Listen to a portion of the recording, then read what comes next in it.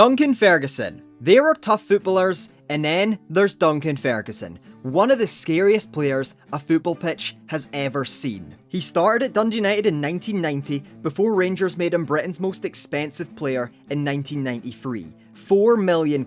But a year later, he'd make history for all the wrong reasons. In a game against Raith Rovers, Ferguson headbutted defender John McStay, right there on the pitch. The ref missed it, but the police didn't. And as he had previous, he was actually jailed for assault, 3 months behind bars, the first British player ever locked up for something that happened during a match. After that, he became an Everton legend, where fans adored him, but everyone else feared him. He picked up 8 red cards in the Premier League, a joint record, and that was all down to his aggressive playstyle. And off the pitch, things were just as wild. He had 4 assault convictions, fights in pubs, taxi ranks, even a fisherman, and then some idiots decided to try and rob him. In 2001, 2 burglars broke into his house. Ferguson fought them off. One ended up in hospital, then 2 years later, someone tried it again with the same result, being hospitalised. When you've got burglars limping away and Premier League defenders terrified, you've earned your nickname. Big Dunk, Duncan Disorderly, one of the scariest men to ever lace up a pair of football boots.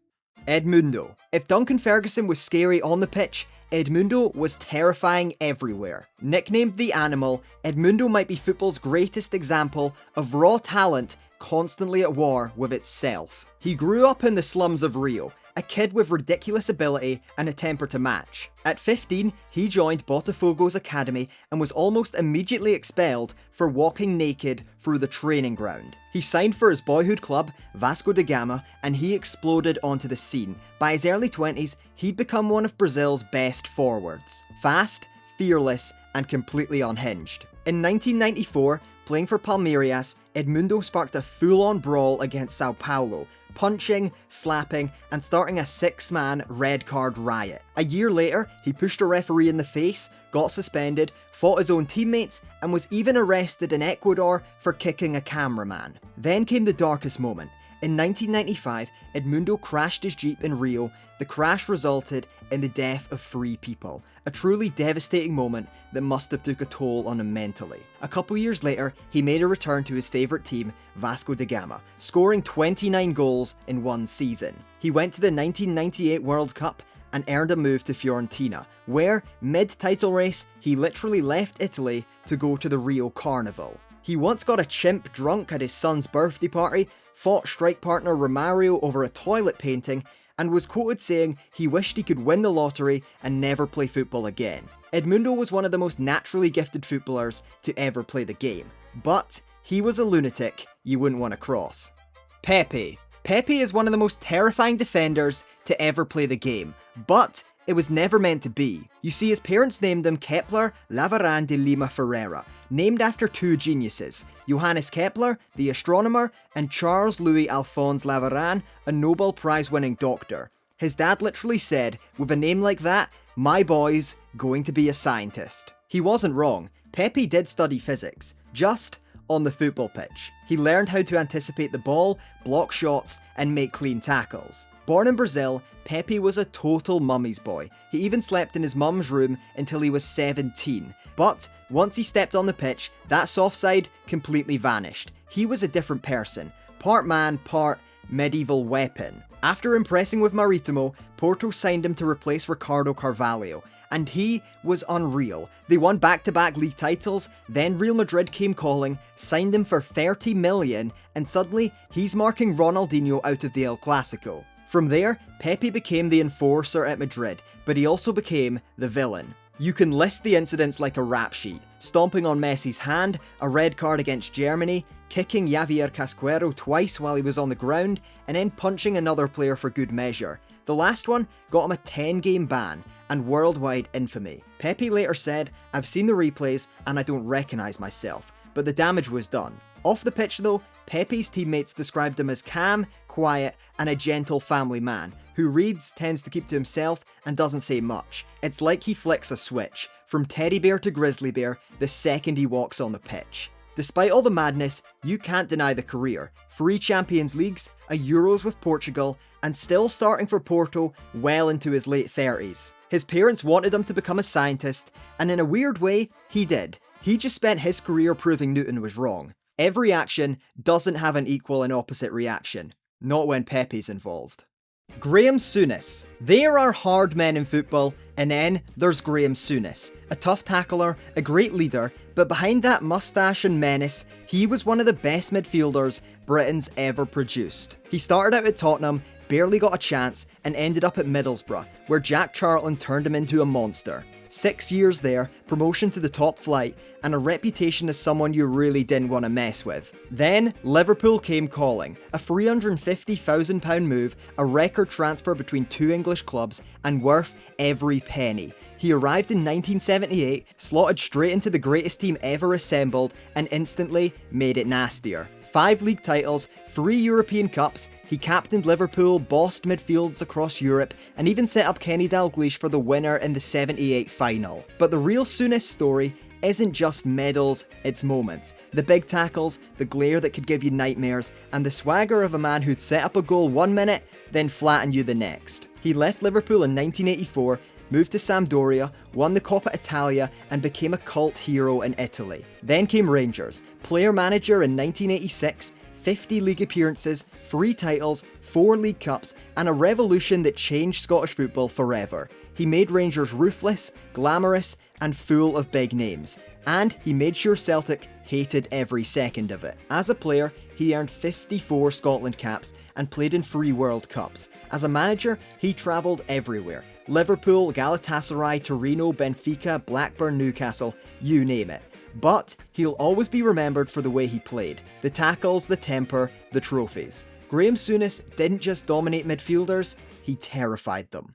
René Higuita. There are some eccentric goalkeepers. Then there's Higuita, the man who treated goalkeeping like a performance art. Known as El Loco, the madman, Higuita didn't just stop goals, he created them. He'd dribble past strikers, take free kicks, penalties, and even step into midfield mid-match. He was part goalkeeper, part playmaker, and 100% chaos. Born in Medellin, he grew up in the middle of Colombia's football revolution, and its cartel wars. By the late 80s, he'd become a national icon, famous for his incredible reflexes and for doing things no keeper should ever do. But then came the moment that made him world famous, and world mocked. The 1990 World Cup. Colombia v Cameroon. Roger Mila chases down a loose ball, Higuita sprints out his box to dribble it clear, loses it, Cameroon score, and Colombia are knocked out the World Cup. Higuita just shrugs. That's football, he said. I make people happy. And somehow, he was still a hero. 4 years later, he perfected the most iconic move in goalkeeping history, the scorpion kick. England cross the ball at Wembley, Higuita dives forward, flicks his heels over his head, and clears it like something from a circus act. The moment was filmed and became one of the most famous clips ever. But his life wasn't just wild on the pitch. In 1993, he was arrested for acting as a middleman in a kidnapping ransom involving Pablo Escobar. He was released without charge, but later missed the '94 World Cup. Later, he tested positive for a white substance that I'm not allowed to say, had cosmetic surgery on live TV, and somehow still found his way back to football. Across his career, Higuita scored over 40 goals as a goalkeeper, and will go down as one of the most terrifying, eccentric, unpredictable goalkeepers we've ever seen. If you're enjoying this video, consider subscribing, it massively helps out, and if this video could get to 250 likes, that would be a huge bonus. Back to it. Gennaro Gattuso. You can talk about footballers with skill, flair, or vision all you want, but every team needs someone to do the dirty work, and for over a decade at AC Milan, that someone was Gennaro Gattuso. While Andrea Pirlo played chess, Gattuso flipped the board, sprinting, tackling, and kicking anything that moved. He wasn't there to impress, he was there to destroy. But behind that chaos was discipline. Without him, Milan's midfield masterpiece simply wouldn't have worked. Together, he and Pirlo won it all. 2 Champions League, 2 Serie A titles, and a World Cup. Pirlo painted the picture, Gattuso framed it. And the madness started in Scotland. At just 19, he rocked up at Rangers, where he learnt a lot. Glasgow gave him grit, fight, and he took that with him for the rest of his career. He once played through a torn ACL, and another time after smashing into Nesta, said, "I felt drunk. I could see Zlatan in 4 different positions." Gattuso wasn't the most technical player, but when you needed a war won, you sent him. Andoni Goikoetxea. Some players make their name with goals, others with trophies. Goikoetxea made his name by breaking Diego Maradona's ankle. In 1983, Barcelona were playing Athletic Bilbao at the Camp Nou. Maradona picked up the ball, tried to dance past his man, and Goikoetxea came flying in. The tackle snapped Maradona's ankle clean, and the sound, Maradona later said, it was like hearing wood break. The press went wild. One English journalist called him the Butcher of Bilbao, and the name stuck forever. It wasn't even his first victim. 2 years earlier, he'd wrecked Bernd Schuster's knee in another brutal challenge. And when Barcelona faced Bilbao again in the 1984 Copa del Rey final, it ended in an all-out brawl. Maradona kicked someone, Goikoetxea kicked Maradona, and the Spanish FA just started handing out bans like raffle tickets. He only got a 10-match suspension for the tackle on Maradona, and the wildest part, he kept the boot he wore that day in a glass case at home. For all the chaos, he was still a winner. 2 La Ligas, a Copa del Rey, a Supercopa, and 39 caps for Spain. But mention his name, and people don't think of medals. They think of that one crunching tackle that echoed around the world. Andoni Goikoetxea, the Butcher of Bilbao, the man who turned tackling into terror. Roy Keane. Roy Keane is often branded as one of football's scariest players, a man who'd rather take your leg than lose a 50-50. His most infamous moment came against Alfie Haaland. Years earlier, Keane had torn his cruciate chasing him down, and as he lay on the ground in agony, Haaland leaned over and accused him of faking it. Big mistake. 4 years later, in a Manchester derby, Keane waited, and when Haaland got the ball, Keane launched in, studs up, straight into his knee. It was a red card, a fine, and suspension, and he basically ended Haaland's career. That was Roy Keane. Vengeance and victory rolled into one angry Irishman. But behind the snarl was something deeper. He played fueled by fear. Fear of losing, of letting people down, of not being good enough. That's what drove him. The intensity that made him Manchester United's heartbeat and Sir Alex Ferguson's enforcer. He won everything. 7 league titles, a Champions League, and countless battles in midfield wars against Patrick Vieira. Those two hated each other, so much so that tunnel arguments would happen almost every game. And yet off the pitch, he's quiet, walks his dog, drinks tea, and hates the celebrity stuff. He once said being praised for effort was like thanking the postman for delivering letters. It's his job. Roy Keane wasn't a villain or a saint. He was a perfectionist trapped in a game that didn't always match his standards. He didn't just scare opponents, he scared his own team into greatness.